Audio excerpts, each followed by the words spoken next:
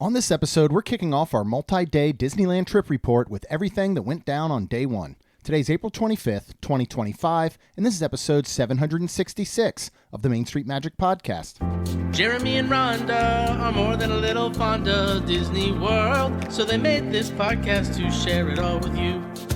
Reports and resorts, top 10 lists of all sorts, Main Street Magic's bringing it home for you.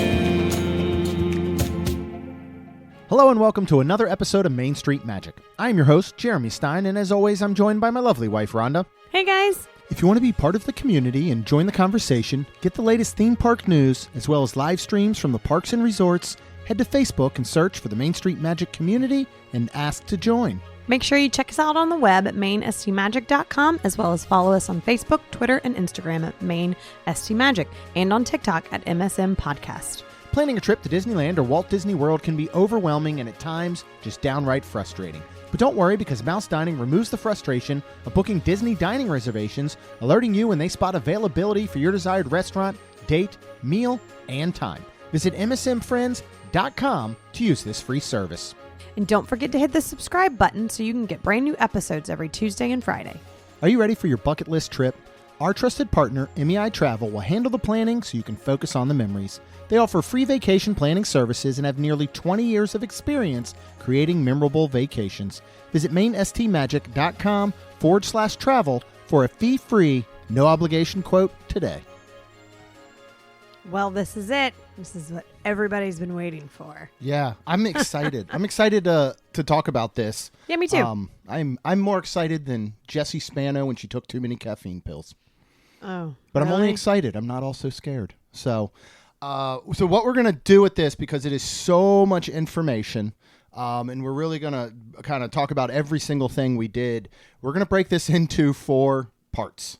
4 parts, 4 days. Yeah, basically, yeah. So we're going to have Arrival Day and what we did at Downtown Disney and all, and dinner. Then we're going to have Day 2, which was parks and dining. Day 3, parks, Day 4, parks, and then we went home on home. Sunday, so there wasn't much going Easter. on Sunday. Yeah, we'll include that 10 minutes in the last episode, but we are going to do 4 of these. We're going to do them 4 in a row. We know that we've had so many messages and people reaching out to us how they're very excited to hear how this trip went, our very first trip ever to Disneyland. So let's start from the beginning. From the beginning, like... So when we plan... So why'd we go to Disney? Let's go back... Actually, go back to 2019, right? When we were going to Disneyland? Yeah, back in August of 2019 for D23. Okay. So we had booked our package. We had our tickets. Everything but flights. Yeah, everything but flights. We had our D23 tickets. It even ordered like the lanyards and a pin in the mail. And then not long before that, Disney World, they decided to announce Galaxy's Edge opening directly after D23. Mm-hmm. And, being a Walt Disney World podcast, we thought that covering the opening of Galaxy's Edge was extremely important. Yes. With both of our jobs, it would have had us gone for 10 days between going out to D23 and Disneyland, coming home, going immediately to Walt Disney World, covering Galaxy's Edge, and it just would have been too much for us to do. Which ironically, it's very ironic. Miss a bunch of days because there was a hurricane. We ended up staying for 10 days in Walt Disney World. That's what I thought. So it is funny the way things turned out. But we ended up canceling that trip, and we said, all right, we'll get back there someday. And then, we ended up going down to cover Galaxy's Edge in August of 2019. We were already going to be there for a couple nights. And then at the end, there was a hurricane that was coming. I can't remember exactly which one it was back then. But we tagged on like another 3 or 4 nights because we thought it was going to hit more towards where we were at home. Actually drove back one day and had to pick up the girls and bring them all the way back down. So it was a crazy adventure. But then cruising came along. And, we did the Wish. Mm-hmm. And then we looked at doing the Magic last year. Yep. And at any point, we could have easily just said, we're not going to go to Disney World for 2 or 3 months at all, and we will save that money and we'll go to Disneyland. Right. Well, that's not really how I operate. So we kept looking at it, and about 6-7 months ago, I was talking to Rhonda about looking at a cruise again. for 2025. And one day I just started thinking about it. I reached out to Amy, our amazing travel advisor with MEI Travel, and said, hey, just out of curiosity, here's the price of the cruises we were looking at. What would it cost to go to Disneyland? And when all is said and done, that package deal to go to Disneyland was cheaper than us going on the cruise. Correct. And, of course, that wasn't going to include flights and dining and merch when we got out there. But I thought, you know what? Maybe this is the time to do it. Yep. So I texted Lucy right away and said, would you guys be interested in going to Disneyland? That was probably the quickest response ever with a yes. And we got things going. So October 15th, 2024, we booked our package.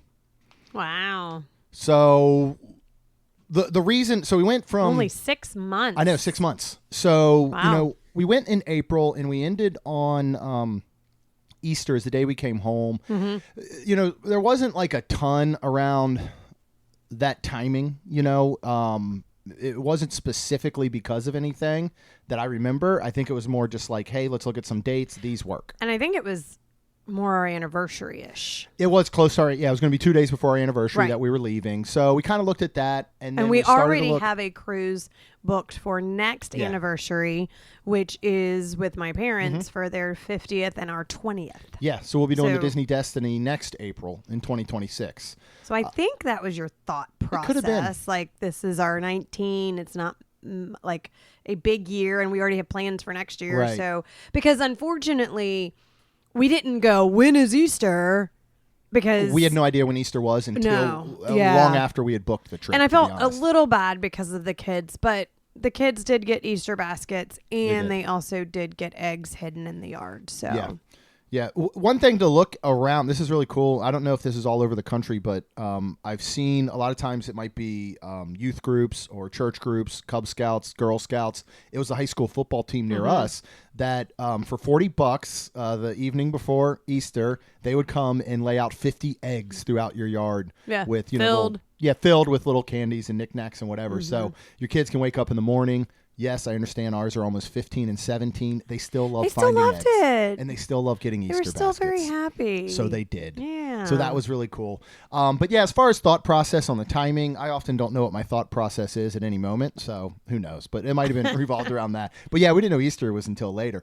So then it was, all right, let's look at hotels and what it's going to cost, because we knew that we wanted to do 3 days. And the thought process as Lucy and I started talking back and forth more about it was, all right, we arrive on the first day and we hang out, we go to downtown Disney, we have dinner, right? And 3 days and you mean 3 days of parks, and 3 days of parks means 2 days of travel, so that's 5 nights, right? Yeah. So day of travel on the front end, just do downtown Disney. The next day our thought was, all right, we can focus a lot on Disneyland. The following day, we'd focus a lot on Disney California Adventure, and then the third and final day in the parks, we would kind of do like bat cleanup. What did we miss? What do we want to do again? And then on the 5th day, like you said, we would travel home. So we knew we wanted 3 days. We knew we wanted Park Hopper, and I will just say now, so I don't forget, Park Hopper is 1,000% worth it. I mean, you can literally hop from one park to another, and for Disneyland for sure, because of how close they are. Right. Like, I think it would be one thing if maybe like Disney World, you could be like, we could probably skip, but I would never not have Park Hopper at Disneyland. I agree 100%. I mean, you could literally sack race from one park to the other and probably not get too tired out. Yeah. Like, that's how close they are, and we'll talk a lot about that. So we knew we wanted the 3-day Park Hoppers, and then we said, you know what, let's add Lightning Lane into that. So we added the Lightning Lane multi-pass, and we'll talk about Lightning Lane and their version as we get into the parks on the next episode. So we started with that baseline. What are the things we need to have? We need to have a hotel that is in close proximity, right? We would prefer one that is in walking distance, that has good reviews, and that is safe and clean. We knew that we weren't going to choose a Disneyland Hotel or Grand Californian or Pixar Place just based on the cost, and even I think if those costs had been even slightly lower, we knew this was going to be a run and gun trip, that we weren't going to spend a lot of time at the hotel. Right. So for us, that was another reason to say, let's see where we can save some money. 100%. So Amy, and this is the reason you use a travel advisor. Oh, 100%. You know, and we obviously recommend that you use Amy with Me I Travel. Yes. Because you can say to them, here's our needs, here's our wants, let me know what you got. Yep. And she came back with half a dozen options with those 3 days park hoppers in Lightning Lane with, different hotel options. And we really got down and looked at it. 3 or 4 of those options were Marriott's. They were Hilton's, they were chain hotels. Stuff that you felt like we could stay here in Florida. Yes. Yeah, they weren't anything that I felt was special other Right. than where they're located, which is near Disneyland. Correct. So we kind of thought, all right, we don't want to do one of those. So we kind of crossed those off the list based on, price and or based on that. So we had a couple left. One of those was the Castle Inn. One of those was the Candy Cane Inn. And then I feel like we had a third And didn't you reach non-chain out to option. Jossie and Yeah, ask so her? yes, and I think one was that one next to where we stayed, Tropicana or whatever it was. And I reached out It to looks like Vegas? yeah, I reached out to Jossie, our good friend. They now live in Virginia, but they lived out there for a while and would go to Disneyland often. They were Magic Key holders and all. And she was like, I wouldn't recommend Castle Inn. I would recommend Candy Cane Inn. And as I looked at the reviews, everything about it looked wonderful. So we said, all right, Candy Cane Inn, it is like on the same block technically. Yeah. In a sense, as both parks, as downtown It's on the Disney, same all of that. street, yeah. Like same street as the main entrance. So we're Yep. like, all right, that's the one we're going to go with. And our package, so this is going to be 4 people with 1 room for 4 nights. That is going to include 3-day park hoppers with Lightning Lane. Also, you get a couple little things on a package. Like we got basically a coupon for 10% off some different restaurants.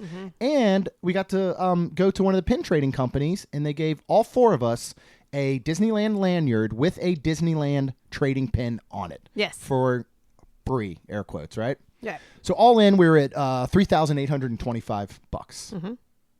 Now, what's great about going with Lucy and Caleb is not only do we get to go with 2 wonderful friends, but you also get to split that in half, right? So we're looking about $1,900. We'll add some flights. Very, very doable. Now, let's talk about the flights and what was our thought process and what did we do to take care of the flights? Because that can be a big cost, especially when you're traveling all the way across the country, right? Yeah, so Jeremy got a Southwest because we really like Southwest credit card and started, paying bills and doing things with that to gain points. And then in the end, I think we just needed to spend like a couple of, not even $200 in extra points to get these 2. And then it actually probably worked out. We got these 2 flights to and from. And it probably worked out where we didn't need those points because I started mentioning something to Jeremy after we purchased our flights. And he looked and somehow we saved 7,000 points, I believe, and had a better time getting out there time-wise and then the same time coming home. Yeah. And he was like, heck yeah. So we traded that. So that was really cool. So our flights were Southwest going out there. And our first flight was from Orlando. So we were going from out of Orlando because it was cheaper and it was easier to get out there. We went from Orlando to Las Vegas. And then Las Vegas straight over, which is basically going from like Jax to Atlanta. Just a quick 45 minutes total. And that's SNA Airport. That's the John Wayne Airport. That is super close. A lot of folks will fly into LAX. And I believe we could have flown direct to LAX, but the proximity and the easeability, is that a word? Of SNA was just the way to go. And not a giant, honestly. Crazy airport. Yeah. It exactly. was like when we got there, it was so nice and chill, and so it was relaxing. so cool. Getting in and getting out. So we looked at that, and then on the way home, we were going to go through Dallas, and we're going to go through Love Field, which is much better than going through Fort Worth. Correct. For now, because Southwest is starting to change some things, cannot recommend Southwest enough for this. Oh, my gosh. Like Rhonda said, okay, so we signed up, and you get bonus points with every credit card, right? But Southwest was offering 50,000 bonus points, which I think is pretty standard for them. So right there, that's 50,000 points. Then, like I said, I started paying all of our bills for basically 4 to 5 months, for the most part, on Southwest so that we could earn additional points. And like Rhonda said, by the time I went to checkout, we had to buy, I think it was 8,000 points at $125 because you can actually purchase points at the end. So in reality, it costs us $125 round trip to go out there. Reason we decided to go out of Orlando, again, as Rhonda said, there are better flights, there are more flights, and to be honest, it can take us an hour to get to the Jacksonville airport or 2 hours, slightly under, to get to Orlando. Yeah. So it was not like, even 2 it's just a hours. no-brainer, and we're looking to go, we're not looking to, we are going to Austin at the end of June to see Lucy and Caleb in Blue October on their final show of this tour they're doing this summer. And most likely we'll fly out of Orlando because there are direct flights. So as you're planning for things like this, and this could come, if you're coming across country to Walt Disney World as well, whatever it is, look at surrounding airports that are within however, travel time. And so that's what we did. And it made sense to go out of Orlando. And then like Rhonda said, Southwest, because there are no change fees, you can change flights on the fly so easily. So about once a week, I would just look, were there changes? And the one time there was. And originally we were going through Denver. I switched it up on the way out there. So we'd go through Vegas. Not only did it save us those 7,000 points that went back to our account, it also got us in at 10:20 in the morning. And we were going to get there, I think, closer to 2 originally. So we think that's much more time in the day. Yeah. Now, what does that mean, though? What time to get there at 10:20 in the morning, flying through Vegas in Disneyland? What time you got to leave MCO, possibly, Rhonda? Well, I think it was like 6:20 or something. Our flight was leaving, so in we the good were old up, AM. Yep, we were up at 3:30 a.m. Yeah, We we'll talk didn't about what we sleep decided to do very as well, because a 6 a.m. flight. Oh, we're not driving. You do not want to drive 2 hours to Orlando So that morning, right? So Tuesday night when I got off work around, we were leaving the house here about 6:30 p.m., which was phenomenal. It was a lot earlier than I expected. I actually expected 7:30, but we were out the door around 6:30, 7:30, 8:30. We were 8:30 getting ish around the hotel. We picked a Holiday Inn because I feel like that's safe, clean, and familiar. And every time you get a Holiday Inn, either Express or Holiday, they're all similar, same. This was great. It's like $129 for the night.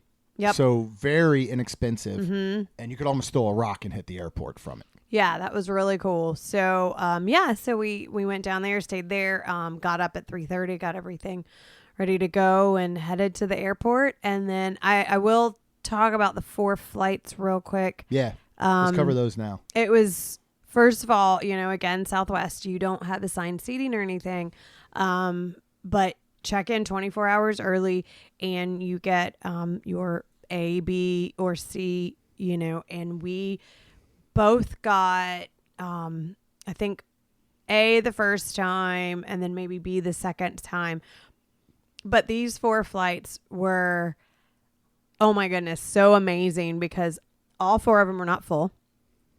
And we had a seat in between us, so we had plenty of room on all 4 flights. Yeah, that was super nice. Oh, it was amazing. Yeah. And another tip with Southwest, if you've never flown it before, you can, there's several options that you can book. One of those being an early bird option where it basically automatically checks you in and gets you group A 1 through 15. So you're some of the first to board. Obviously that comes with an extra cost. Yes. Once 24 hours ahead of time, I checked in for the flight. We weren't quite as close to the front of the A group as I had hoped, and not knowing how full the flight was, it's anxiety, to think about getting on that flight and getting a good seat and sitting together and, not having somebody maybe next to you or whatever it may be.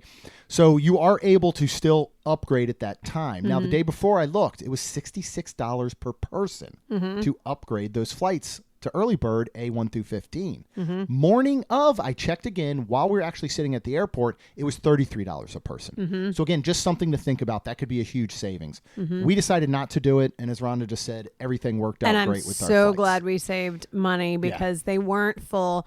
I think the funniest part was I think our very first flight, the guy was like, spread out, spread out, spread out. And he kept saying that over and over. And he said, this flight is not full. And then one of the times we were getting on, the woman was like, this flight is not full. If you're sitting in the middle seat, it's because you want to. Yeah. And then, you know, and there's plenty of times where families are getting on where there's, you know, 5 people in a family. So yeah, you're going to have the 3. If Lacey or Kaylin would have went with us, we would have all sat together. We wouldn't have sat separately. Right.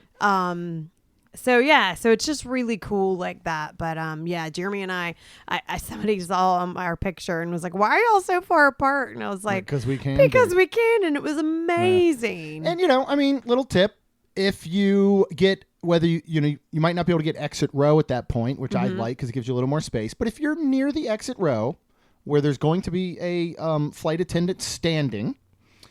And I don't know, maybe you put your bag on the seat between the two of you and, you know, maybe you just look at your phone or you just, you know, have resting, you know what face as passengers come by. People aren't going to want to sit between you. And the only reason they're going to is because literally it's a full flight. Yeah. But it just worked out really well. It was great. We had 5 hours to Vegas. You didn't love that as much as going home. I did not care for that. I was fine. At that point, I would have, you know, because then it's a hop, skip, and a jump. Over to SNA airport from the Vegas airport. 5 hours was a very long time for me personally to be on an airplane. Coming back, it was roughly 2.5 hours and 2.5 hours. And I think I would look for something like that. Well, what are we going to do when we go to Hawaii? I'm going to take a sleep aid? Something. Yeah, I definitely will. But a couple things that did help.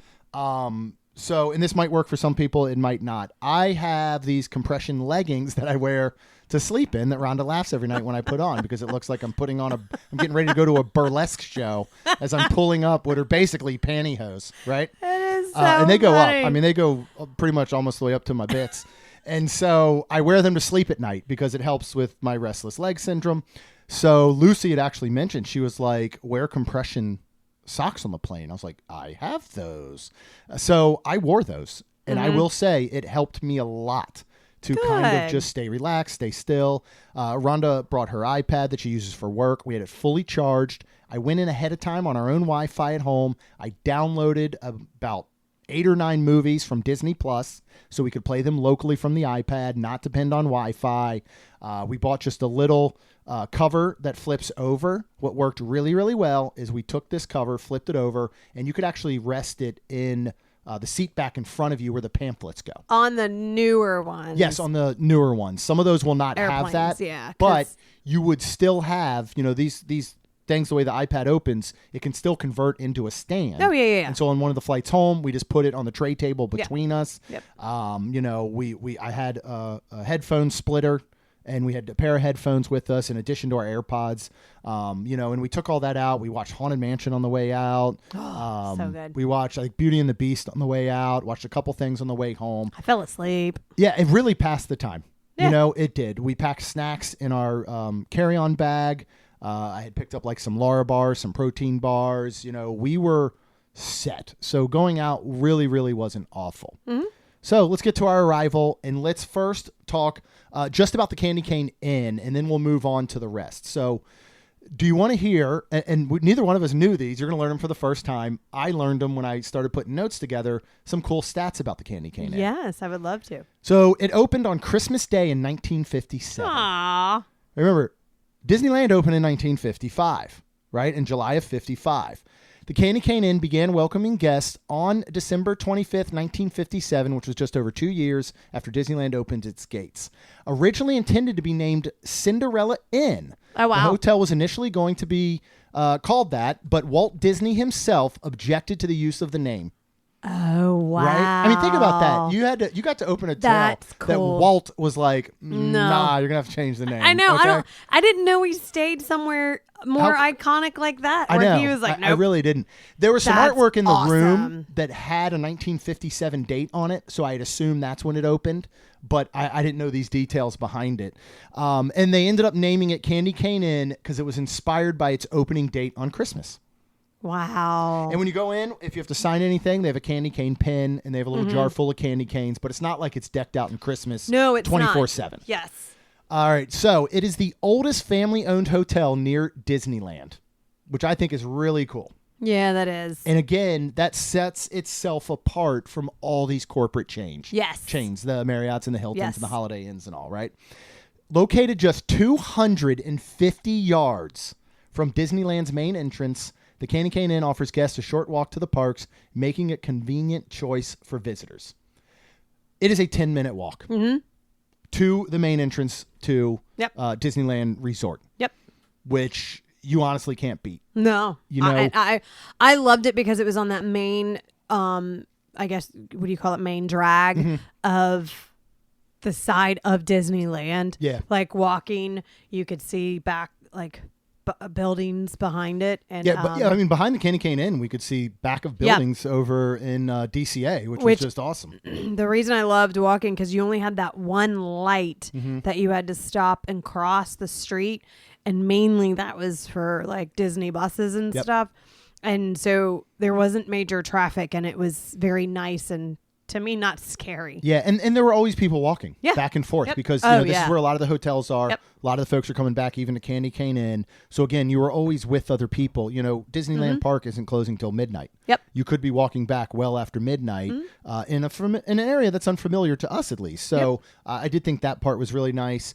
There is a shuttle that runs from Candy Cane Inn. It's a cute old school looking trolley. Yeah, it is cute. Looking bus thing. We did not end up using it. No. Because we just didn't need to. No. And it basically in the mornings, it'll run every half hour for the first couple hours as the parks are opening, as well as when they close. And then in between that, it's just on the hour every hour that it's taking you from Candy Cane Inn down to the bus area right there, the whole Disneyland Resort area.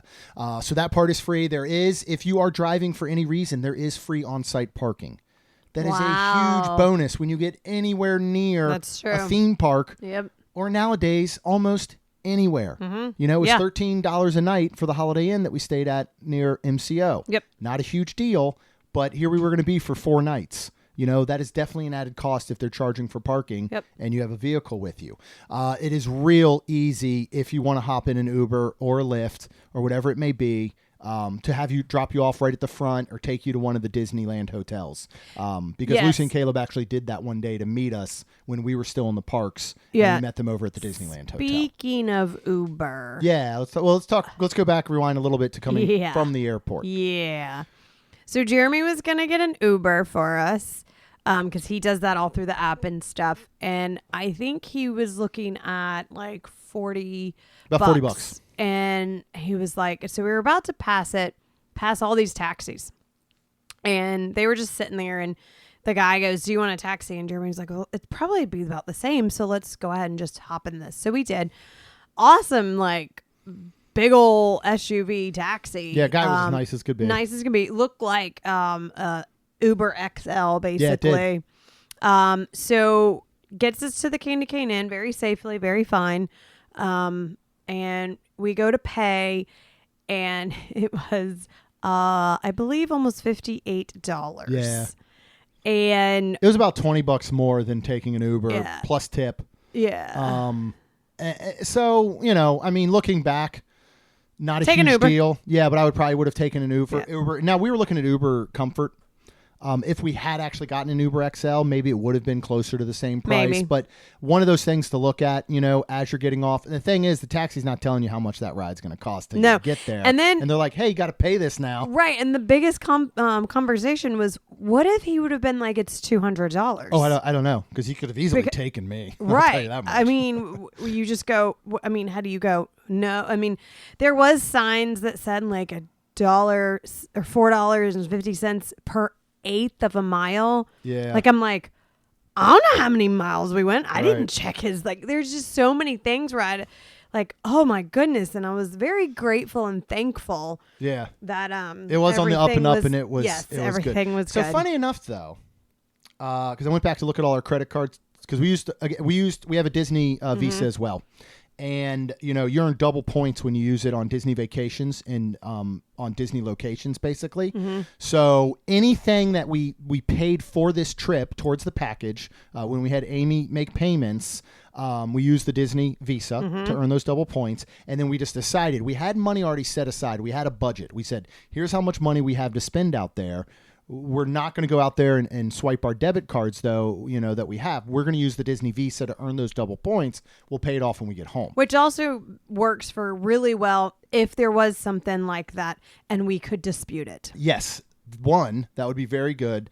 Two, so we don't forget it, we found out a little bit later, a lot of places will take Disney Visa for a 10% discount when it comes to merch, and there even is some dining. Yes. So it is an advantage. But I went back, I was looking at the receipts, and this one showed up, and I was like, who is this guy? And it was our driver. Now, I don't know if it wasn't the name of the limo or the taxi company, so I don't know if sometimes maybe they do stuff off the books and they just have it go straight to I don't know. But it caught me off guard for a second, and I actually went and Googled his name, and it came to a location in Anaheim, and I was like, that was our driver, because I never saw an actual taxi company, and it was the amount that we had spent. Okay. But I was just like, interesting. Okay. So I am going to purchase a all black vehicle, and I'm just going to sit outside of the airport, and I'm just going to drive people all over the place. So, Okay. So that worked out well, though. All right, let's talk about the actual Candy Cane Inn. Let's talk about the little teeny cute lobby. Let's talk about the amenities and breakfast, the room. What were your thoughts of the Candy Cane Inn? What was all that like? Well, this is a motel, so everything accesses outside, kind of like, your all-star resorts. And all your moderate resorts. All moderate. But none of us consider those motels. Which is funny because I don't think I realized it until we went into this cute little lobby and she explained where our room was going to be. It was going to be upstairs. We did not see a elevator. There are not elevators here because it was built in 1957, long before you had any kind of regulations. Right. ADA And since regulations there are first floors, obviously if you're ADA, they will accommodate you, obviously. We did not need it, so they were put upstairs. Cute location, great 2 beds, queen size for sure. One sink, which was like a little maybe disappointing, but a larger area, I feel like. Yeah. And then, toilet and shower and tub all together in one room because, again, 1957. But I think they were refurbed. There was they were refurbed carpets. in 23 and 24. Okay. So they took appeared, I think nice. if somebody blindfolded you and put you in the room, you would not guess that this was originally built in 1957. Absolutely not. I'll be honest, this refurb was done a heck of a lot better than some of those Disney Springs ones where you can tell the room is smaller because of all the layers of paint over the years. Yeah. You know what I mean? This was super nice inside. It really was. One of the amazing points was the air conditioning was freezing. Yes, it was. It was amazing. It was so nice. Very nice. Comfy beds, comfy pillows, yep. Plenty of space and storage. Yep. You've got 4 adults, 2 of which are coming across the entire length of the country. The other 2 that are coming halfway across the country for 4 nights, 5 days, in a place like Disneyland. You got a lot of stuff you're bringing. Yep. And so having all of that space and us still being in there very comfortably, I thought was great. Yep. The outside, it's so quaint. It has I guess metal or iron, fencing and ironwork that is dark green. It looked very much like New Orleans. Yeah. In the style and kind of the work in the iron and all. A pool, hot tubs in between, which were nice. 2 hot tubs, right? Yeah, 2 hot tubs, actually. One was undercover, under like a pergola or a cabana type thing or whatever you want to call it. So I thought it was, it was adorable. It was adorable motel. Yes, it was. And when you walked into the lobby, it was so small and quaint. I would love to see it at Christmas because I guarantee it feels like something straight out of a Hallmark movie. Oh, I bet. That's what I mean. They got a little teeny area that you can buy some sodas or some canned beers, and you can buy a Candy Cane Inn sweatshirt or T-shirt and some little plushes, and just absolutely wonderful. I loved it. Talk about the breakfast. There is a free breakfast every morning, which I had taken from the website was just a continental breakfast. So I'm expecting coffee, juice, pastries, bagels, right? Cereal, maybe one of the little turny machines. I unfortunately can't talk about this because I You never went down there and saw left, the spread, did you? I never left the room. Every time we woke up, we were always kind of, in a sense, trying to quote unquote rope drop. Yeah. Disneyland opened every morning. We were there at 8 a.m. And going into the parks. So we would get up around 7. And of course, me waking up and then being a girl, and so did Lucy. We needed to start getting ready, like makeup and hair and whatnot. So you and Caleb actually were we went the down ones every morning. that got, and all I needed is my black coffee. I drank some black coffee, and she did Instacart some Alani's, which was wonderful, Yes. and some snacks for Yeah, the we room. had some snacks in the room, got So, some sodas and Alani's and all. Yeah, so Caleb and I went down each morning. So yes, it has a bunch of continental stuff. You have a huge array of probably a dozen different pastries. You have several bagels. One of those being like a jalapeno cheese bagel, right? And you got all your spreads and accoutrement. Nice. You got jams, right? Tiny spoons. Those are all there. Big jams. Little jams. So then next to that, there is one of those standard toasters that, you like the conveyor belt you set bread on. Mm-hmm. So not only can you use that for bread, bagels, whatever it may be, but next to that are sandwiches, breakfast sandwiches all cut in half, croissant sandwiches, ham, egg, and cheese, bacon, egg, and cheese, I think egg and cheese. You took that half, you set it on the conveyor belt, you went, you poured your coffee or got a juice or whatever, and it was ready to come out. They did have pog juice in the machine with cranberry apple. You had regular coffee, you had decaf, you had some different creamers like hazelnut, French vanilla, standard half and half, all your different sugars, Splendas. You had a tray of fresh sliced fruits. You had the cereals, yogurt, little Chobani yogurts. Yeah, how was your yogurt? Don't that put one too much time? honey in them, is all I'm going to say. I got way too many packs of honey, which they do have. So that was super nice. They've got granola bar. They have, I'm trying to think what else was there. It's just all kinds of stuff. And I will say this. If you like hot coffee, boy, are you in luck. Mm-hmm. This has to be the hottest coffee in the world, temperature-wise. And it was good. I liked it. Was a it? lot. Okay. Mm-hmm. It was so hot. They had the sleeves, but I had to put a sleeve on it and then another cup underneath it just to carry it back. The one morning, Caleb went down there, and I think I was still in the room, or I came back before him, and he walked back in. He had 1 cup of coffee, and I was like, "Oh, did one of you not want coffee?" And he's like, "I had to set that down for a minute." And he left and went back out and got it. That lady that spilled, the coffee on herself at McDonald's all those years ago and got millions of dollars, and everybody was like, "That's ridiculous." She deserved every dang penny of that. If you had spilt this coffee fresh on you, it would have burnt you to the bone. Yeah, it was that hot. yeah. So just be careful. Yeah. The first time I handed it to Rhonda, I said, "I know you like hot coffee. I know you can stand hot coffee. This is lava. Be careful." Mm-hmm. So, But it was really good, and it was very hot, and it was great. I loved donuts. They had a bunch of donuts. Oh, I don't know yeah. where they came from. They were good, and they were different every day. Yeah. One day, it had a ring pop in the middle of the donut. Remember? Yeah, It was I awesome. do. And they were great donuts. Yeah, I and took a bite. It was everything good. tasted Yeah. fresh. I was so impressed. And this was quote unquote free. Yeah, it's all included. Yeah. And we would go and eat, that we'll talk about when we get into the parks over the next couple episodes and days. We would eat some breakfast stuff while we were there, but each of us made sure we got something in our stomachs to start the day. We got our coffee. With medication that I take, I got to eat something. Right. So I would go down and get, a half a sandwich or a donut or the yogurt the one day that I ruined, and have that every morning, which was nice. So let's get into downtown Disney. We got there about 5 hours before Lucy and Caleb, so I had booked us lunch at Naples in downtown Disney. Yeah. So you and I went ahead. We got our stuff in. We unpacked, and then we walked our 10-minute walk down there. you see that Disneyland Resort sign right That off the was main really cool. boulevard there. Big blue archway is going to take you into where security is.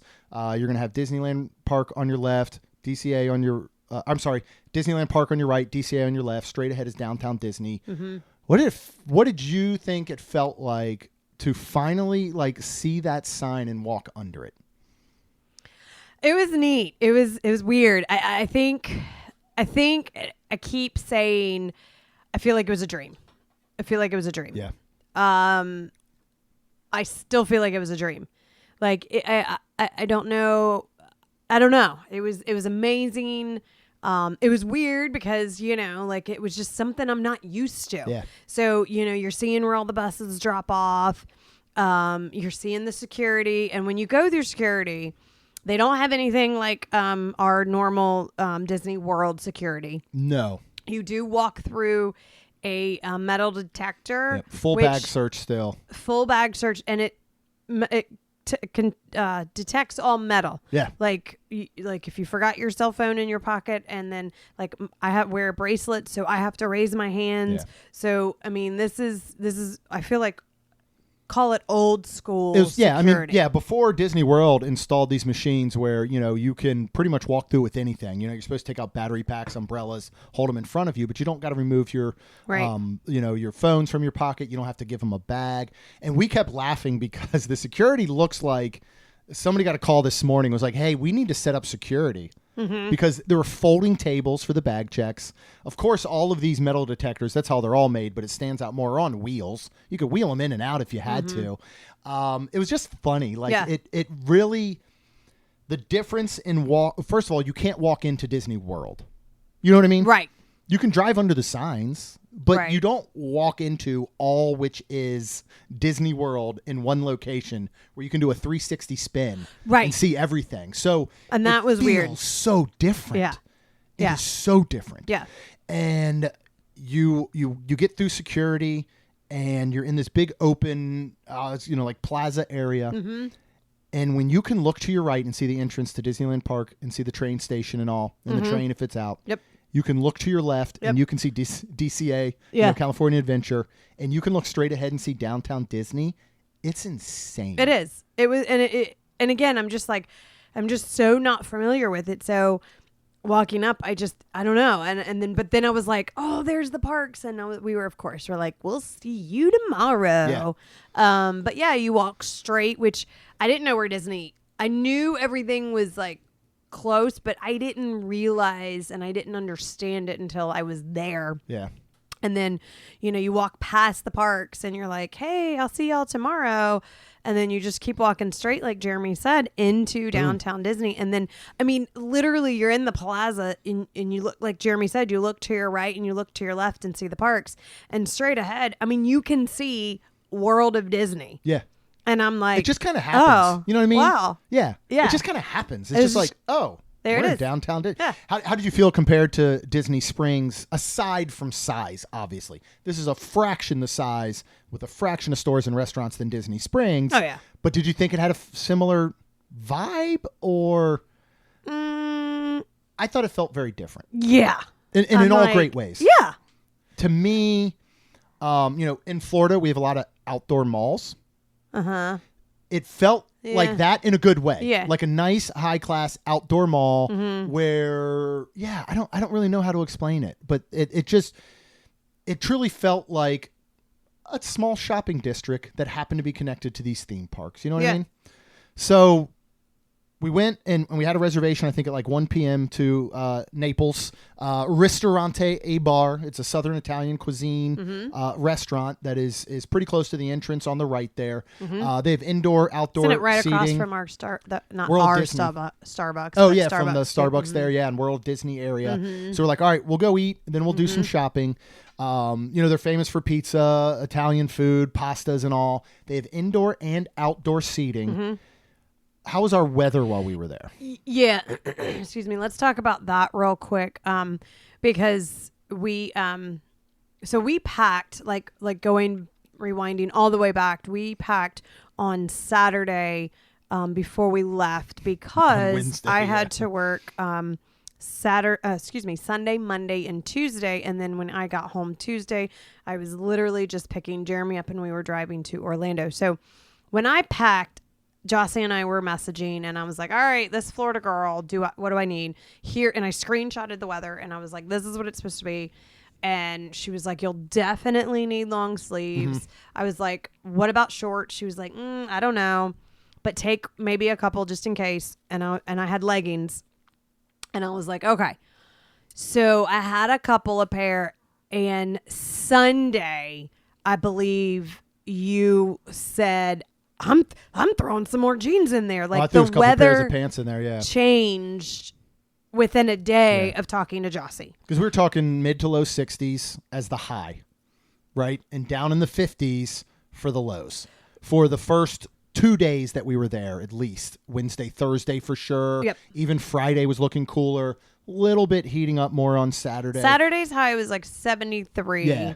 And that was the only time that I had a tank top on and I took off my long sleeve in the middle of the day. And that's it. I wore leggings the whole time. Tennis shoes, because I wasn't even like having open-toed shoes because of this. And then I had to buy more stuff too because I was cold. I was very cold. We had to buy more stuff. Literally. We were forced I was to buy cold. more stuff. Not our choice to purchase copious amounts of merchandise. We were really forced to.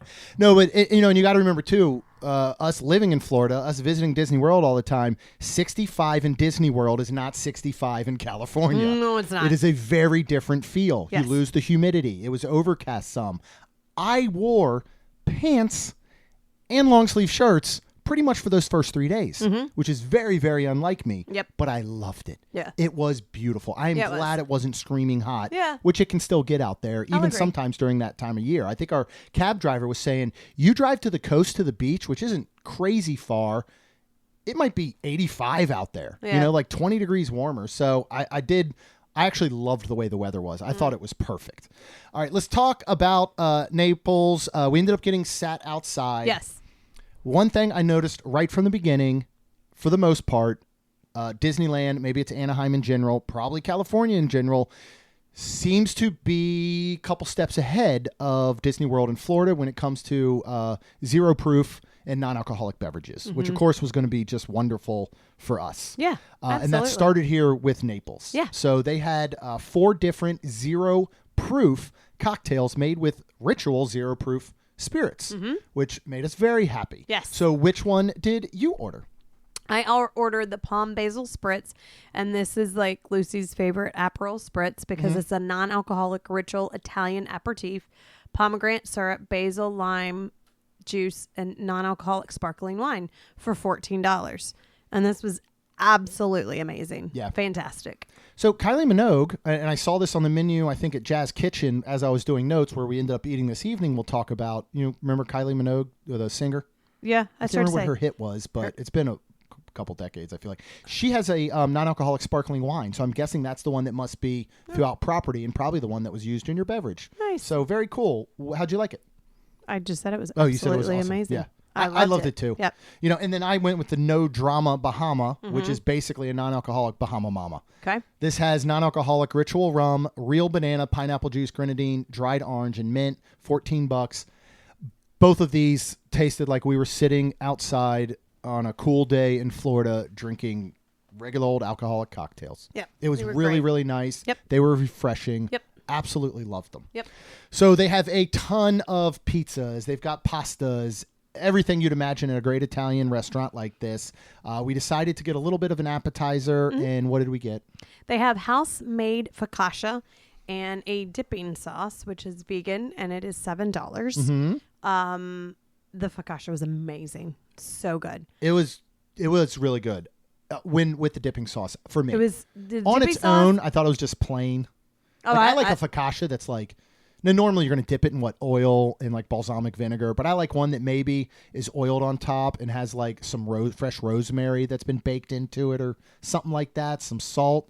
But it was very, very good fresh focaccia. Yes. How was the dipping sauce, which looked like your standard marinara? Well, I was going to say the dipping sauce was good. It was just spicy. It really was. Which was good. Yeah. We liked it. And I'm glad we liked it. I'm glad we like spice, but that should be in the title. I agree. And even our waitress did not say anything. Like, hey, this is spicy. Yes. Like So a lot of people would have been. My parents would have My probably perished just from one bite.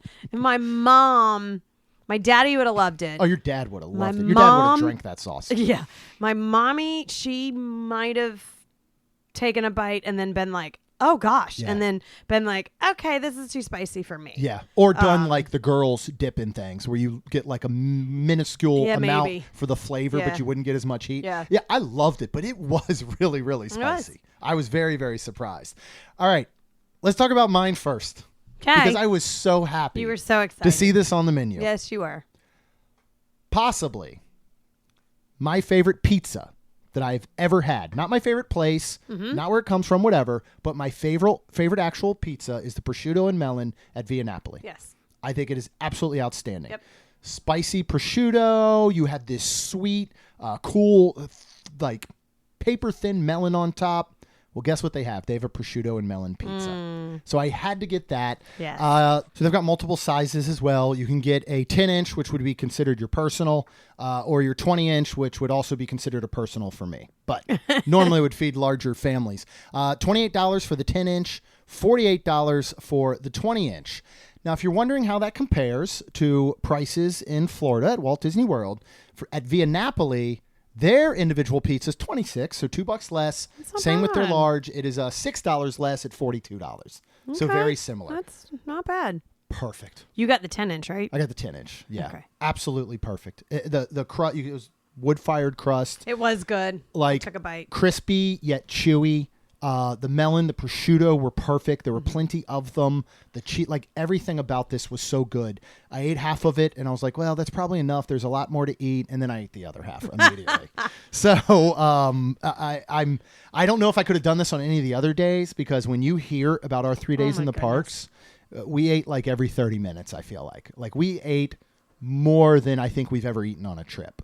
And not so much the amount, but the consistency. Yeah. You know what I mean? Like we ate literally, I feel like every 30 to 45 minutes we were eating something.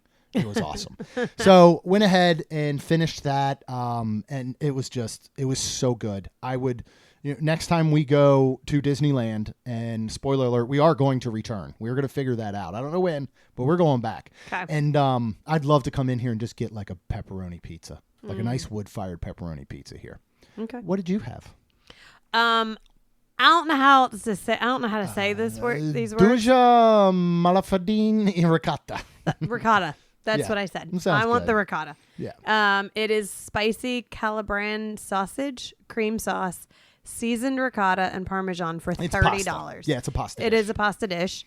The spicy sausage was cut into tiny little cubes. Mm-hmm. I feel like not teeny tiny, but not like, yeah, I don't know how else to explain it, but it was so good. The cream sauce was so good. The pasta tasted like it was made fresh there. Mm-hmm. And the seasoned ricotta it was a little bit too. It wasn't like a big like scoop or something, Yep. but this whole dish was fantastic. It was. I just kept eating it and eating it and eating it. Yeah. And I ended up eating, because it was a decent size But portion. not huge. I would Not say it was huge. not a shareable portion if that's all that two people were eating. Correct. It would be shareable when you got the focaccia and maybe you're Right. getting a dessert. Right. But which I liked, because right in the beginning, I think I said something to you like, well, what are we going to do? Like, if you get a pasta dish, we're going to have to take some back. Right. When are we going to eat leftovers here? Will it be a waste? Right. And you're like, I'll get it. And then the waitress was, I think she highly recommended it, right? I think so. And Yeah. I was like excited because I love ricotta. And excuse me, I was looking through the menu and I was like, I don't know what I want. And then again, so when Jeremy and I travel, like he was talking about snacks and stuff, we don't put a lot in our bodies because we don't want a lot coming out on a plane. Yeah. So I, at this point, had barely eaten. It's 4 So I o'clock was- our time. I was Yeah, starving. we've been up for 13 hours Yeah. at this point, and really all we've eaten is the included plain snacks. Right, And because I had one I don't think I protein ate, bar yeah, that I packed. That I was don't it. know if I ate anything. Right. I was drinking my water, and Yeah. then So we were I was starving. starving. Yeah. So again, I was looking for something, not because I was like, you know what? And I'm like, I'm not trying to look for healthy either. I'm just trying to eat. Yeah. And like I said, this ricotta came up. So yeah, the portion was fantastic where, yes, I was like, Jeremy, I was like, all right, I'm going to stop because I'm full. But it was, You keep picking, it was, it was and clean. picking. Yeah. I like to use the word clean because I didn't feel like, oh, I need to get in the bathroom soon. Or to me, it's like when we say clean, I think both of us mean it's the opposite of oily and fatty. Does that make sense? Yeah. You know, like I compare the difference between potentially like a bison burger and a ground beef burger. They sit differently in your stomach, at least for us. Yes. You know, with the bison burger having a lot less fat to it, a lot less oil, but most of the same flavor. Yep. That's how I felt this cream sauce, the pasta, everything was. It was fantastic. Yeah. And so I did. I just kept picking and picking. And I ended up eating literally I did. Yeah. All of it. Yeah. I left some spicy sausage because there was a lot of spicy sausage. And it was great every bite. It by itself, again, was good. I didn't want that much of it, if that makes sense. No, it does. So, Everything together was just perfect. It was. And so good. I don't know what kind of noodles they would be considered. What I they don't either. remind me, you know how lasagna noodle looks like the Shrunk dry down. ones before you cook them. They had those ridged edges, but like a flat center. This was like that, just very skinny. But those ridged edges caught all of that pasta sauce or all that cream sauce, and just I loved it. You know, it's one of those places where if this was at Disney Springs, you would find me eating the pizza, the prosciutto and melon pizza at least once every other month, and you'd probably find Rhonda eating this pasta dish at least once every month. We would go back, say we're going to get something different, and probably continue to get the same stuff because I thought that's how good it was. Yep. So from there, we did some World of Disney shopping. We'll talk about that in a sec, but we also, I knew that Disneyland hotels were right there. You have the Disneyland Hotel. Which is at the far end of downtown Disney compared to the parks. Right next to it is Pixar Place. I didn't realize that Grand Californian is basically in downtown Disney. Like on top of it. It sits on top of some of the buildings. If people are unaware with Grand Californian, what is its sister resort basically by design and style over in Disney World? Wilderness Lodge? Yeah. So we did amazing. walk into there in the lobby. Would you think did. of it on its own? Would you think of it the way it compared to Wilderness Lodge? Amazing. Yeah. Just amazing. All of it. Like that is the same time when I walked in and I was like, ooh, the rich people stay here. And I was like, we'll stay here one day. That's how I felt about this one too, because that's how I went into Wilderness Lodge. I was like, oh my goodness. And this one is the same. And I want to stay here one day. And I know that we will. And it was amazing. Yeah, I loved it. I really did. It had so much of the same feel. It felt like home. It did. It was very relaxed, felt very chill. Yep. It is definitely done on a smaller scale because it has to be. It doesn't have the size that a Wilderness Lodge can have. But that grand entrance, I mean, you wouldn't know. When they stick you in the huge. lobby, you wouldn't know that this thing is basically situated right in the middle of downtown Disney and on top of some of the restaurants and stores. Like I thought it was just like, could amazing. you imagine like having your balcony on top like of downtown Disney or the one above World of Disney? I mean, here's the thing. Would so you want that? Well, I mean, Grand Californian is to downtown Disney what Boardwalk is to the Boardwalk. Oh, in yeah, Disney that's World. true. Do you know what I mean? That's true. Except, of course, downtown Disney is much larger than the Boardwalk area. But I thought about it. I'm like, okay, not only do they have restaurants within there, you know, and we'll talk about when we did Craftsman's Bar and Lounge, Right. you know, the next day. They have Hearthstone Lounge right down there in the lobby area. But, like, you have access, easy walkability. There is an entrance directly from Grand Californian into downtown Disney with its own security and all. So you could be in your room and be like, yeah, I could go for a carry-out pizza from Naples. 5 minutes, you're there. Right. You're getting your pizza. 5 minutes, you're back. Right. So I absolutely And- thought the location and the theming of this was just incredible. Yeah, I because get why people love it. Disneyland stays till downtown Disney stays open till 1 a.m. Yes. Yeah. And is even huge. even then, you're still another 150 yards to the entrance to the parks. Yep. So you are so close. Yep. I just loved it. Yep. Let's talk World of Disney. Let's talk their World of Disney compared to what we'll say is our World of Disney. What Well, did it's you think? much smaller. It is, yeah. Everything's smaller. Everything's smaller. But it was great. It had all the things that you would want, all the shopping you would want. Magic bands. We got new of those. Yeah, we got our Haunted Mansion anniversary bands that we had been looking for, but they're specific to Disneyland. Well, they're not specific. You were able at one point to buy them in Disney World, but they are Disneyland branded. Yes. And they do have a couple others that are 55 Disneyland. years. Yeah, that are Disneyland branded as well, which was super cool. What I just don't think I was aware of, and I should have been, is so much of the amazing merch we get in Disney World, you can get in Disneyland, just branded with Disneyland. The Right. Spirit jersey, shirts, Yep. jackets, pants, all these things that happen to say Walt Disney World at our World of Disney say Disneyland there. Right. Which I love. So I got the Stitch Spirit jersey that I've been wanting, one of them, that had Disneyland Resort on the back instead. Yep. So first day, what did we get? I got the Spirit jersey. We got 2 Magic bands. Spent about $200 at World of Disney that first day. We got the Disneyland Starbucks cup. That's right. We did get Which the I love travel that. one. We have the Disney World version. They've got a nice sealed top that won't leak, and we carry them in our lounge flies. Yeah, that because fit, they're or park smaller. They're bags. about 16 Yep. ounces. So they were perfect. We picked that up. I don't know. It had everything being smaller. It's so easy to say, well, it's smaller. Right. But I don't think smaller is the right word. I don't know what quaint. It's because, again, smaller to me, we say, yeah, well, Downtown Disney's smaller. World of Disney is smaller. To me, that sounds like a negative, but none of it is negative. It's not negative. It's It's different. just- It's quaint. It's cozy. Maybe is the word. You know what I mean?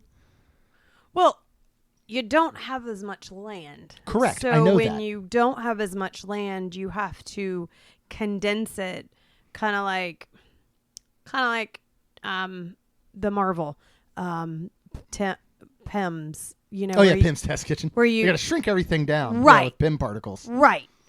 That's what it's Yeah. like. It's not bad saying it's smaller. It's the same thing. Let's say this: it doesn't lose anything. No, it You know, doesn't. it doesn't lose anything in feel Correct. or whatever. That's what I think Correct. I was trying to get to. Correct. It's just as magical. shrunken down. Yeah, it's just a smaller version, but just as 100%. magical. It doesn't lose any of Nope. that. You It's know, great. And none of Downtown Disney does. And there's such, it would get busier as the weekend came because it was a holiday weekend. It was Easter weekend. But that first day walking through Downtown Disney, like, I haven't seen Disney Springs look that empty in a decade. Oh yeah. You know, it was so nice. It is Yeah. so chill. It is so relaxed. There is definitely this California laid back vibe. Yeah.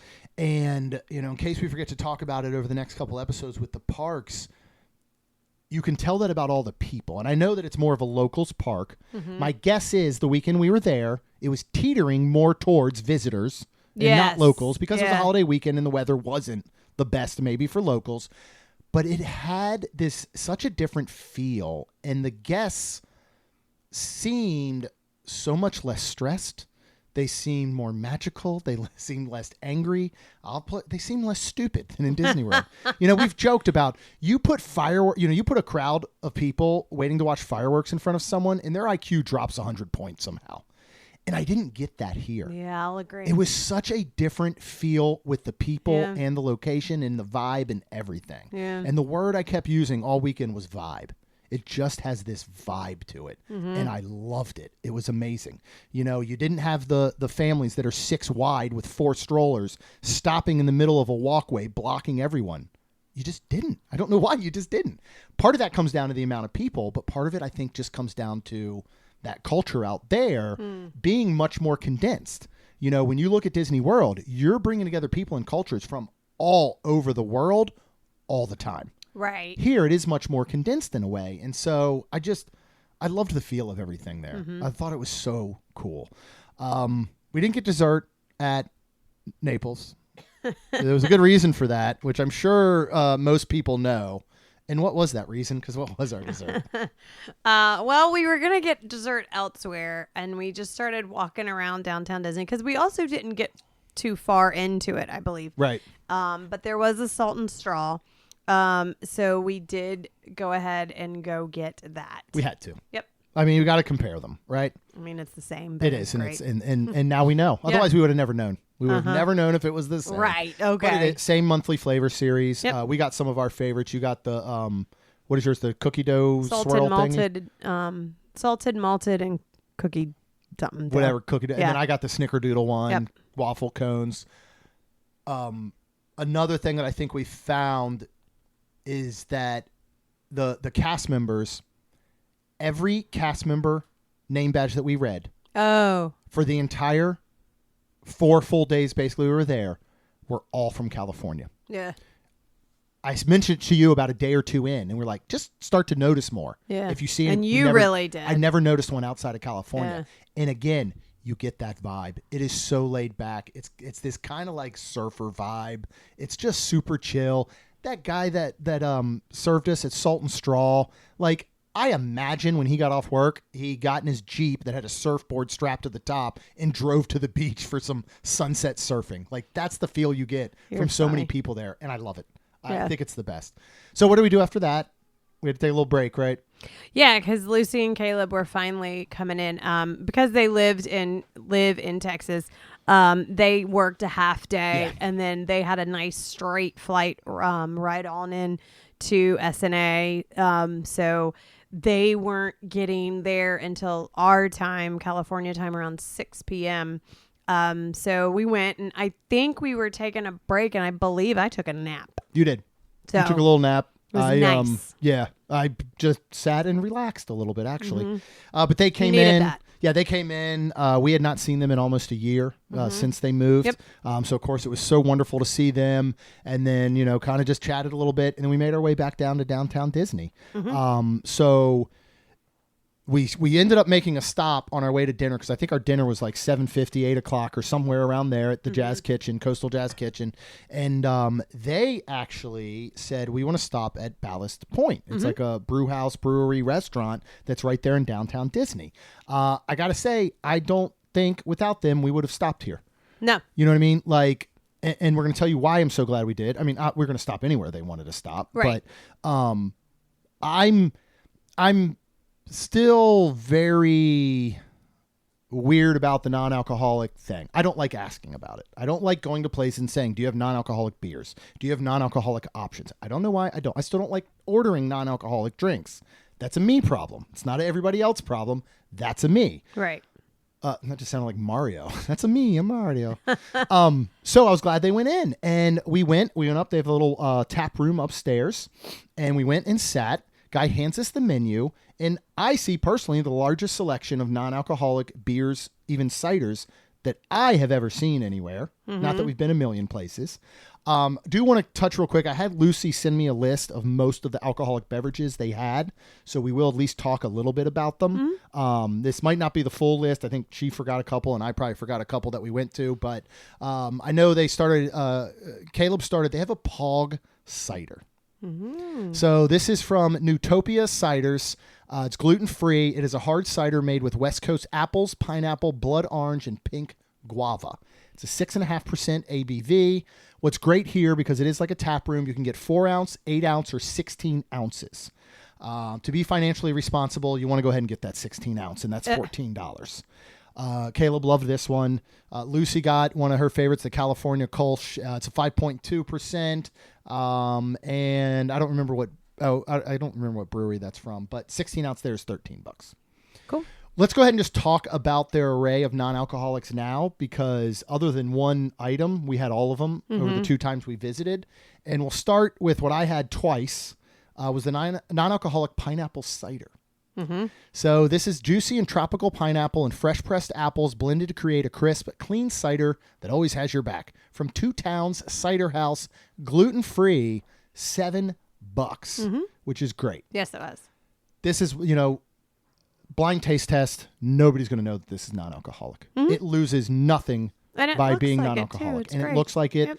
Yep. They serve it in a slightly different glass, but it is still But I saw beer quite glass. a few of those even around, and I don't know if so maybe they it's were, just the styles. Right. It could be. Yeah. I mean, anytime I drank beer before and I drink non-alcoholic beer now, my vessel, I don't really care about. I'm just getting it in me. You know what I mean? Yeah. So I don't, they probably do matter, but I absolutely loved it. Yeah. I thought it was so good. I would like to find something like this by our house that I can get anytime I want.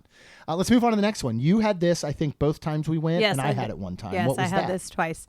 They're grapefruit IPA. So this is bright citrus, juicy grapefruit with a brisk finish from Brooklyn Brewing, again for $7. And I really, really like this, and it was great. I liked it was an IPA because it was very sippable for me. So like, and a lot of times anyways, anytime I'm drinking a non-alcoholic, I'm usually just doing one. Yeah. Even if, y'all are sitting there for a couple of hours, I'm like, yeah, I'm just sticking with my one. So it was really good. I loved it. I thought it was great. It was an IPA, so it was a little bit hoppier than like your Schopenhofer grapefruit that you can get in Epcot, but it was one of the most similar things that I found that is non-alcoholic. So I really, really enjoyed it. Next up is one that I would have here, and I also ended up having it at another place at Disneyland Hotel. We'll talk about on upcoming episodes. It's a non-alcoholic Mexican lager. So this is from Ration Ale Brewing. It's $7. It's delicious. It's a nice like copper Mexican lager. It's very similar to the Athletic Brewing one that we have found at Publix. I really, really enjoyed it. If you want with that, they can actually mix it. This is the only thing we didn't have with their Michelada mix for $10. You get a non-alcoholic Michelada. Nice. But I'm not putting beer and tomato juice together. That's foul, No. if you ask me. Then they also have the non-alcoholic Mango Cart Wheat Ale. I get these at home all the time from Publix. Our Mellow Mushroom actually has them. You can add a tagine rim for $1, or you can make this into a Michelada for $3 more. But it's $7 to get your 12 ounce. All of these are coming in cans. So they're not Ballast Point Brewing beers. Right. They're coming in cans. They're pulling it out. They're pouring it fresh in front of you in a glass. I love this beer. It's probably one of my favorite non-alcoholic beers. So they do have a full menu up here that you can get that they also have downstairs. We just didn't eat here because we had so much additional eating to do. Plus, we were headed to dinner. You were heading to dinner, but any of the food I saw go by looked outstanding. Those wings came by the second time we went, and I almost ordered some. But I was like, no, we have more to eat at other places. You're funny. So, all right. We'll move on for our dinner that evening at Jazz Kitchen Coastal Grill and Patio. When I was talking to Jossie ahead of time, making our dining reservations, I asked how this was. She said it is really good. And she also said, though, don't get the beignets there. They have basically an express place next door attached. Wait and get your beignets at that when you're done. So we'll talk about that because that's what we did. This is basically kind of like meshing together California coast and New Orleans flavors, right?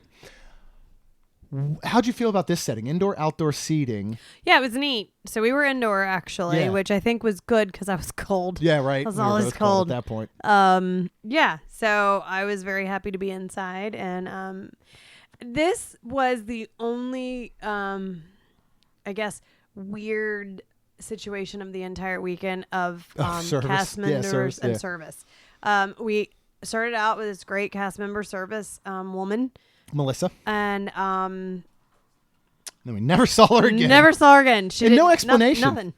Like and the then- other guy just showed, and we didn't ask. The other guy Nope. just showed up, and we're like, oh, okay. And then he was just, how do I say it? He seemed like he wanted to turn this table over. Yeah. Like he wanted to get it. Yeah, I don't know. Get in I and don't get know out. if I don't know. Yeah, I don't know if Melissa maybe like I don't know what happened, I don't but either. I'm guessing maybe our table got added to what he was already doing. Is all I can think. I don't know. Yeah, but he was good. It wasn't it was bad. Just, it was just funny. Yeah. weird. We're all like, whatever. And the rest of the weekend, we're like, wow, I wonder what Melissa's doing. Like, I mean, I hope she's okay. If Yeah. you're listening, Melissa, I hope you're okay. You waited on us Wednesday evening last week for just about 4 minutes. I think you took our drink orders and you peaced out. But yeah, I really like the atmosphere and vibe. Outdoor seating has that very New Orleans kind of like Bourbon Street vibe, but very clean. And then indoor to me had a little bit more of an upscale. Like I could imagine late at night, they dim the lights and it's like a jazz bar. You know what I mean? Like, so I really loved the setting. All right, we'll talk about some drinks here, and we would find that they continue to have some great non-alcoholic beverages. Lucy got an Abita Purple Haze, which she said is her favorite New Orleans beer for Abita that is from New Orleans. It's her favorite for $14. I got the Arancia Refresher. This uses Lyre's zero-proof spirits that we love, and you can find at some places in Disney, including Walulu Bar and Grill, in their non-alcoholic pina colada. It's Lyre's Italian Spritz, simple syrup and soda for $12. It's light, it's refreshing, it's pretty. Yep. I enjoyed this, and I thought it was a great drink to have before the meal and all we'd get. So for entrees, Caleb went with the Bayou Bacon Smash Burger. This is aged cheddar, caramelized onions, zesty pickles, a Thousand Island dressing, toasted brioche bun, and French fries for $25. He loved his. It looked outstanding.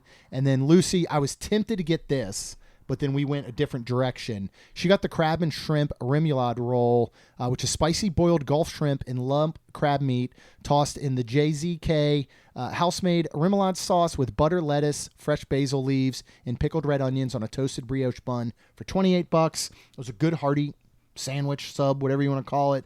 She really enjoyed hers. What did we decide to do? Or I guess, because I think this might have been one of the points where you're like, I don't know, you just ordered. And I was not very hungry, Right. so I was like, I'll just eat whatever you order. So he looked at apps, and there was crab beignets, there was Gulf Coast poutine fries, and there was fried crawfish lettuce wraps. We got all three. And yep, he Said, was like, we'll make this our meal. Yep. Not Melissa. So the crab beignets, like I hate it that they say that because it's not. Yeah. It is just. And we've had the crab beignets at the Carousel Bar Yep. in New Orleans, right? They're crab balls. Yeah, they are. They're hush puppy-ish crab balls. You know what I call them when I really think about it? Crab fritters, the way that a conch go. fritter is a fritter. Yep. So not a Crab lot of crab meat or flavor necessarily. There is some breading, there's some stuff. They're good, just they're not crab beignets. Like to me, a crab beignet would be a beignet that has almost been opened and hollowed out and filled with I agree. like crab dip almost, right? I agree. I think that's what it would be. Yes. This is not that. No. I did like them. It was my least favorite of the three. I agree. But I did enjoy them. I agree. Only reason I wouldn't get it again if we went back is because there's other items I'd want to try. 100%. Not because I didn't enjoy them. Right. Let's move on to the Gulf Coast poutine fries. Now, this is French fries, white cheddar cheese curds, and gumbo yaya for $18. Yeah, this was really good. Oh, this was very good. This was really good. All of it together was really good. The gumbo, I mean, the cheese curds, the French fries were still crispy. Like, it was really good. I enjoyed it. This is allowed to be called poutine. I agree. To me, this isn't like New Orleans loaded fries. Right. It really is. It has your fries. Yep. It has your cheese curds, and it has your gravy, basically, in the form of this gumbo yaya, which had a little bit of sausage in it. Do you know why they call it gumbo yaya? No. Because when somebody says, how's the gumbo? Would you like it again? You go, yeah. No. Okay. I don't know where it comes from. I can only assume Yaya is a grandmother of some sorts in New Orleans, right? Yes. Yes, I do know that. 10 out of 10, I would get this again when we went back. Yeah. And it would probably be an appetizer for the table. We ate most all of it. I loved it. Now, This was my favorite. I will call this my most surprising dish of the entire trip. Oh. Because I didn't now, there were better dishes by far that we had.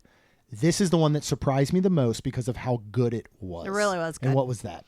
And that's the fried crawfish lettuce wraps. So you got buttermilk marinated crawfish tails, a gem butter lettuce, sweet chili, garlic sauce, pickled red onion, cilantro, lime for $18.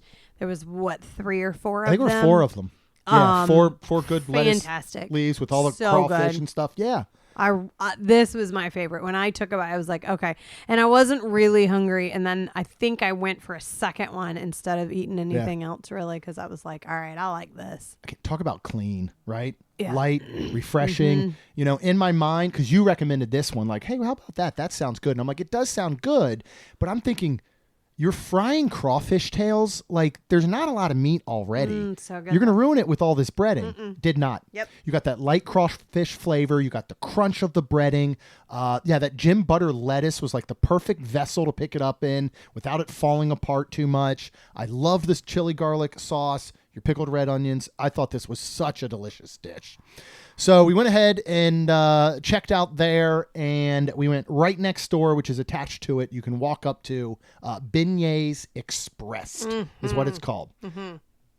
One of the only lines for food I feel like we pretty much waited in all weekend. Yeah. Of any was a little significant line. time. And that significant time was maybe 5-6 minutes. Yeah, 10 at most. Yeah, it was that not long. much. So they've got a lot going on here. You have original New Orleans beignets. You have small and you have large. Those are your standard ones, dusted in powdered sugar. They come in a paper bag, just like New Orleans. No, you can't order a single beignet, right? You can't just get, I just want a beignet. I know. That so you have to at least get a 4-piece. Yeah. So we're like, all right, well, we don't know if we just want 4 regular beignets because they got a couple flavors, right? Mm-hmm. What are they? So they have simply glazed. Then they have a strawberry shortcake, a banana Foster, a dip, drizzle, and sprinkle, a hazelnut cafe, Which is their and specially monthly one, which it sounds like they possibly think switch so. every month. Yeah, this and is the then monthly a one. dream beignet box. Now the dream beignet box is $24.99. It's any glazed order above plus 1 order of classic beignets. Which is a 4-pack, basically, yeah. Correct. And then you are able to, the simply glazed, 4 of them. For example, I was like, can I do 2 strawberry shortcake and 2 banana Foster? Yeah. And she said, yes, you can. Because we originally thought it was like, oh, wait, you'd have to get 4 banana Foster and 4 original for the $24.99. Right. We didn't realize you could mix and match all you wanted, Yep. those 4 glazed. You could have gotten 1 simple, 1 strawberry, 1 banana Foster, and 1 hazelnut. But like you said, we went 2 strawberry and 2 banana Foster. Yep. How were the classic beignets? Fantastic. They're Wonderful. perfect. Yeah. Absolutely wonderful. I'm I'm sad we didn't get more. Yeah, that we do love the Tiana's famous beignets. They got at Magic Kingdom now. We do love the Mickey beignets. These are legit, man. These I'm are sad so we didn't good. get Mickey ones. Oh yeah, Mickey shaped ones, but these were delicious. Oh yeah, they were. If you love beignets, get these. Yep. Let's move on to Banana Foster, which Yep. came with a little dipping sauce, which was definitely a rum cream dipping sauce because you could taste rum in it, very much so. Well, it was a banana rum, cinnamon sugar, caramel, and a vanilla bean cream anglaise. Yeah, Which is what I think what the that dipping was the sauce dipping, was. and there was rum in that for sure. Oh, I can tell you okay. that much. How did you like Okay. these though? They were fantastic. I loved them. Absolutely great. But what was surprising, because I thought I would want these more, I loved the strawberry shortcake more. Holy moly! Those these were good. fantastic. These were strawberry icing dusted with strawberry sugar and vanilla bean cream dipping sauce as well. And it was just fantastic. I loved it. Absolutely loved it. I would get any of these again. Mm-hmm. And even, we had 8 beignets. We stood there at a table outside and ate a couple. We took them back. Yeah, we take them back in their container. I took bites out of them over the next 2 Yep. days or so. So and did they were I. still delicious. Yep. I still loved them. So, Yep. little tip, your first night there, get some beignets and bring them back to your room. Yeah. And have them in your room to snack on for the rest of the weekend. Yeah. You don't even need to warm them up or do anything with them. They were good just right out of the to-go box, I should say. Yep. All right, we're going to wrap it up for day 1. But stay tuned, subscribe, because coming up in the next episode will be riding rides, a mix of classic and I guess original to Disneyland Resort at both Disneyland Park and Disney's California Adventure. More drinks, and some iconic lounges that we stopped at. We've got some unique snacks, and we ended the night pretty much with World of Color. So we'll talk all about that in the next episode. What was your favorite part of day 1? Whether it was just a food item or something we did. Goodness. Was there anything that really stuck out? Probably me and you just eating at Naples. Like, I loved that. It was such wonderful. a nice. It was just 2 of us start. at a 2-table Yeah. person. It was very romantic. And I mean, again, we were celebrating our anniversary. I think just being there with you and we just finished traveling together, which we haven't done in a long time. And that was probably my favorite. Yeah. Yeah, I was definitely yours? up there. I honestly, I loved the 4 of us standing around that table eating beignets.